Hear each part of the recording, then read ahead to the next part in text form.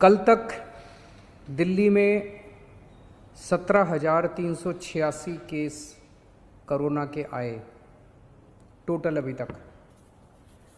उसमें से 7,846 लोग ठीक होके घर चले गए, 9,142 लोग अभी भी बीमार हैं और 398 लोगों की मौत हो गई है कोरोना की वजह से। पिछले कुछ दिनों में दिल्ली में कोरोना की वजह से कोरोना के केस बढ़ रहे हैं, तेज़ी से बढ़ रहे हैं।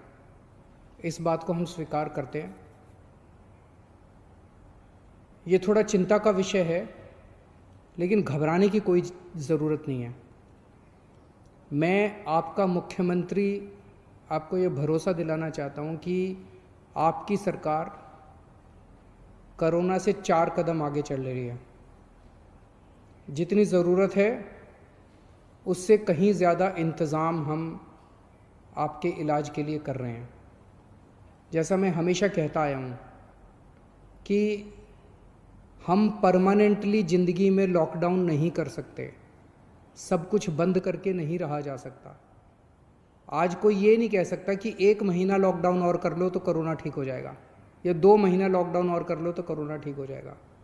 कोरोना रहेगा, और अगर कोरोना रहेगा तो कोरोना का इलाज करने का इंतज़ाम करना पड़ेगा। हमारी पूरी सरकार इस टाइम कोरोना के मरीजों का इलाज करने की तरफ ध्यान दे रही है। दिल्ली का मुख्यमंत्री होने के नाते 2 चीज़ों पे ही मेरे लिए चिंता होगी। अगर दिल्ली के अंदर कोरोना की वजह से मौत का आंकड़ा बहुत बढ़ने लगा, मेरे लिए चिंता होगी। मेरा पूरी कोशिश है कि कोरोना के मरीज अगर बढ़ भी रहे हैं तो वो ठीक हों और घर चले जाएं, ठीक हों और घर चले जाएं। तो मौत नहीं होनी चाहिए कोरोना की वजह से, इसको कम से कम रखने की हम पूरी कोशिश कर रहे हैं। और दूसरी चीज़, कोरोना की वजह से मान लीजिए 10,000 पेशेंट हो गए और हमारे पास 8,000 बेड हैं, तो मेरे लिए चिंता का विषय है। जब लोग इधर उधर के धक्के खाएंगे बेड के लिए, मेडिकल के लिए, इंतजाम के लिए, ऑक्सीजन के लिए, वेंटिलेटर के लिए अगर लोगों को धक्के खाने पड़ेंगे, तब मेरे लिए चिंता का विषय है। और अगर बेड कम पड़ गए, ऑक्सीजन कम पड़ गई, वेंटिलेटर कम पड़ गए, पीपी किट कम पड़ गए, तो उसकी वजह से मौत भी ज़्यादा हो जाएंगी, क्योंकि उनको इंतजाम नहीं मिलेगा। तो इस तरफ हमने पिछले 1 हफ्ते में हमने बेड्स का खूब इंतजाम कर लिया है। आज दिल्ली में 17,386 अभी तक टोटल केस हुए। इनमें से केवल 2100 पेशेंट अस्पतालों में हैं, बाकी सब घरों के अंदर हैं। जो भी एक्टिव पेशेंट्स हैं घरों में हैं, घरों में इंतजाम कर रहे हैं, घरों में इलाज करा रहे हैं। 2100 पेशेंट अभी अस्पतालों में हैं। और हमारे पास पिछले 1 हफ्ते में हमने इस पर काफ़ी काम किया है। आज की डेट में 6600 बेड कोरोना के, केवल कोरोना के लिए 6600 बेड का इंतजाम कर लिया है। पिछले हफ्ते जब मैं आपसे मिला था 1 हफ्ता पहले, हमारे पास टोटल मिला के 4,500 बेड का इंतजाम था। पिछले 1 हफ्ते में हमने 2100 और बेड का इंतजाम कर लिया। 6600 बेड हैं आज हमारे पास। इन 6600 बेड्स में से केवल 2100 बेड के ऊपर पेशेंट हैं, 4500 बेड खाली पड़े हैं अभी अपने पास। और पिछले हफ्ते हमने ऑर्डर जारी कर दिए, 5 जून तक दिल्ली में 9,500 बेड्स तैयार हो जाएंगे। उनकी तैयारी चल रही है, ऑर्डर जारी कर दिए हैं। कई होटल्स को टेक ओवर कर रहे हैं हम लोग, होटल्स के अंदर बेड बना रहे हैं, वहाँ पे ऑक्सीजन कॉन्सेंट्रेटर लगाएंगे, अगर जरूरत पड़ी वहाँ भी ऑक्सीजन देने की, वहाँ भी ऑक्सीजन देंगे। तो 2100 पेशेंट्स के, केवल 2100 आज पेशेंट्स हैं, 6,500 बेड तैयार हो चुके हैं और 9,500 बेड और 1 हफ्ते के अंदर तैयार हो जाएंगे। तो आपको चिंता करने की ज़रूरत नहीं है। थोड़ा सा आपको ब्रेकअप दे देता हूँ। दिल्ली सरकार के जो अस्पताल हैं, इसके अंदर अभी तक हमारे पास 2,500 बेड थे। 5 जून तक 4600 बेड तैयार हो जाएंगे टोटल।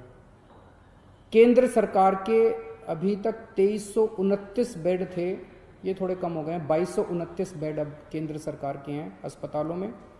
और प्राइवेट में सबसे ज़्यादा डिमांड थी। 677 टोटल अभी तक बेड थे, आज की डेट में 2677 हो गए हैं। 2500 से ज़्यादा बेड आज प्राइवेट में अवेलेबल हैं, प्राइवेट अस्पतालों में 2500 से ज़्यादा। और 5 जून तक 3677, 3500 बेड प्राइवेट सेक्टर में हमारे पास हो जाएंगे। अक्सर बहुत सारे लोग प्राइवेट में जाना चाहते हैं, कहते जी मेरे पास तो इंश्योरेंस है, मैं तो प्राइवेट में जाना चाहता हूँ। आपकी मर्ज़ी, आप कहीं भी जाइए, लेकिन आपकी जानकारी लिख के बता दूँ, जैसे दिल्ली के सरकारी स्कूल बहुत अच्छे हैं, दिल्ली के सरकारी अस्पताल भी बहुत अच्छे हैं। अगर आप सरकारी अस्पतालों में जाएंगे तो आपको अच्छी व्यवस्था मिलेगी। एक चीज़ आपकी, एक आंकड़ा आपकी जानकारी के लिए, 14 मई को दिल्ली में 8,500 केस थे। 15 दिन बाद आज 17,000 केस हैं, डबल हो गए, 8,500 केस बढ़ गए। 14 मई को दिल्ली के अस्पतालों में 1600 मरीज थे, आज 2100 मरीज हैं। 8,500 पेशेंट बढ़ गए, लेकिन अस्पताल में केवल 500 मरीज बढ़े।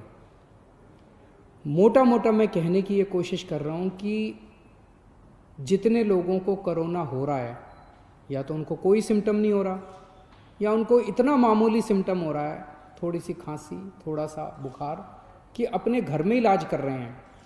15 दिन में 8,500 केस बढ़े, लेकिन अस्पतालों में केवल 500 केस बढ़े। तो चिंता करने की, बिल्कुल घबराने की ज़रूरत नहीं है। चिंता तो है, कोरोना के केस इतने बढ़ने नहीं चाहिए, हम भी नहीं चाहते। थोड़ा भी बुखार है तो क्यों है, क्यों तकलीफ होनी चाहिए अपने लोगों को। लेकिन अगर कोरोना है तो घबराने की ज़रूरत नहीं है।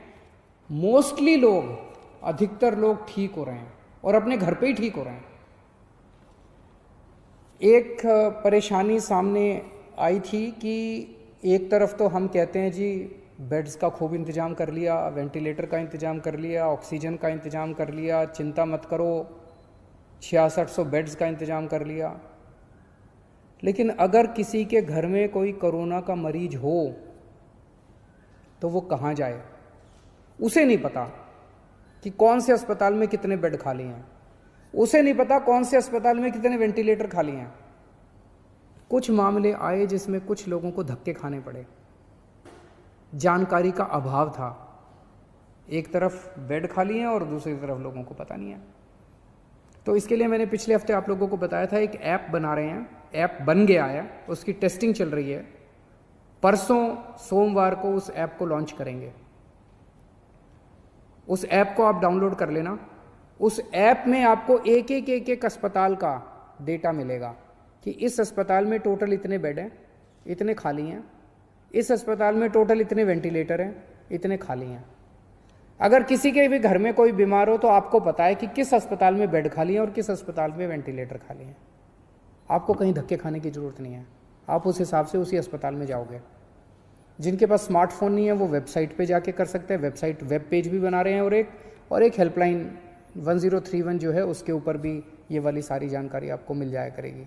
तो इसके बाद मैं समझता हूँ कि आपको इधर उधर कहीं धक्के खाने की ज़रूरत नहीं पड़ेगी। एक मेरी सब लोगों से ये निवेदन है कि गंदी राजनीति के चलते कुछ लोग